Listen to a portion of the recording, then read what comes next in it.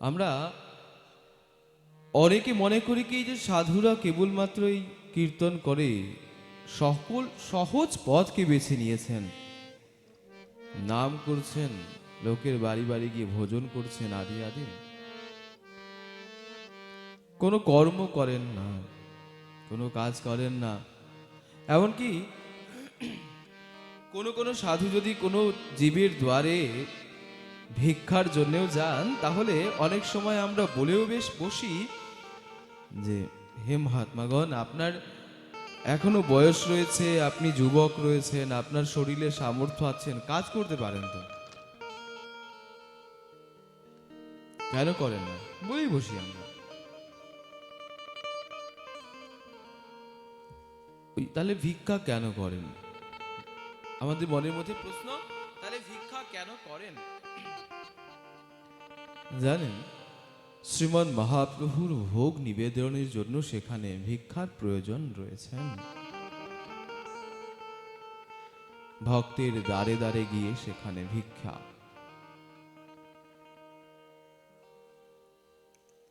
একদিন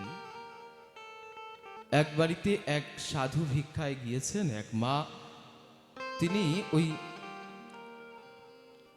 গোবর দিয়ে তিনি লেপন করছিলেন। মা বলে বসলেন, ভিক্ষাম দেহি। মা বললেন তো, মা বললেন না, সাধু বললেন ভিক্ষাম দেহি। মা বললেন হাতে খালি নেই, এবার যাও, অন্য সময় আসবেন, বলেই থাকি আমরা। তো সেই আবার বললেন, মা কিছু ভিক্ষা হবে? এখন খালি নেই, তুই পরে আসবেন, এখন আসুন এখন। আবার অনেক সময় আমরা বলে দেই, বাড়িতে আমরা থাকলে বলে দেই যে বাড়ির লোক বাড়িতে নেই, বলি না? দেখবেন অনেক সময় বলি। বিরক্ত হয়ে আবার বললেন ভিক্ষাম দেখি। বিরক্ত হয়ে যেই কাপড় দিয়ে তিনি ওই লেপন করছিলেন, সেই কাপড়টিকে ছুঁড়ে মারলেন সাধুর দিকে। সাধু সেই কাপড়টিকে যত্নে নিয়ে আসলেন এবং সেটিকে ধৌত করলেন, এবং ধৌত করে তিনি কি করলেন, ভালোভাবে ধৌত করে আবার তিনি সলতে বানিয়ে তিনি ভগবানের সেবায় অর্পণ করলেন, প্রদীপ প্রজ্বলিত করলেন। ভক্তের দ্রব্যই আমি কারি কারি খাই, অভক্তের দ্রব্যের প্রতি আমি ফিরিয়া না তাকাই। তাকাই না, প্রয়োজন নেই আমার। আর আমাদের ব্রজমণ্ডলের কথা আর কি বলবো। এ বঙ্গে মাঝে মধ্যেই তো আসা হয়, তো কোনো বাড়িতে গেলে বা কেউ যদি কারো বাড়িতে যায়, আমরা বলি কি, জল খাবেন, একবার জিজ্ঞাসা করে তারপরে জলটিকে আমরা দেই। অনেক বাড়িতে, সবাই তো একরকম নন।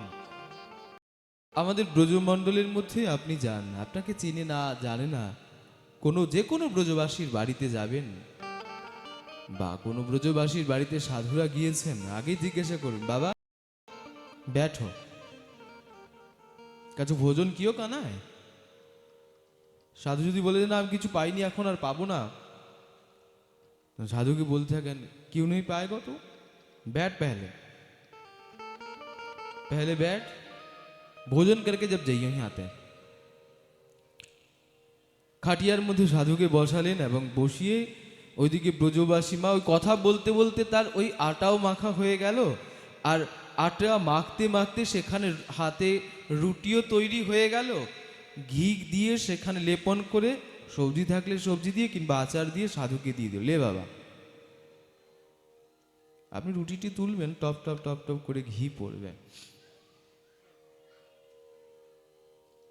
এবার অনেক সময় দেখবেন, দেখা যায় যে তার সন্তানগণ, সেই ব্রজবাসী মায়ের সন্তানগণ সেখানে রয়েছেন, ভোজন করবেন, বসেছেন, রুটি দিয়েছেন, তাহলে একটা রুটি দিয়েছে, সাধু চলে এসেছে, তার নিজের সন্তানকে না দিয়ে সে কি করবেন, আগে ওই সাধুকে দেবেন। এখনো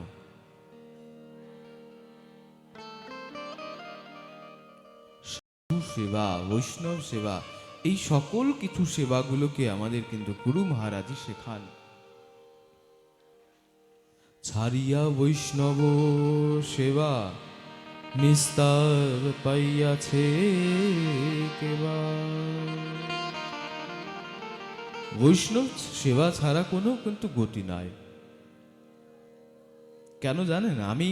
আমি ভগবানকে ভোগ নিবেদন করি কিংবা করি না, করি কিংবা করি না, আপনার কাছে যখন কেউ কোনো মাধুকরী বা ভিক্ষার জন্য আসবেন, যতটুকু সম্ভব আপনারা যতটুকু দেবেন, এক মুষ্ঠ যদি তন্দুলও দেন, চালও দেন, সেটিকে প্রেম সে দেবেন।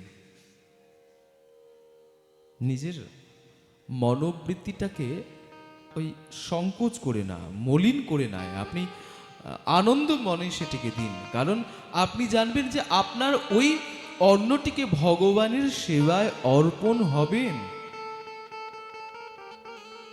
অবশ্যই হবেন অর্পণ।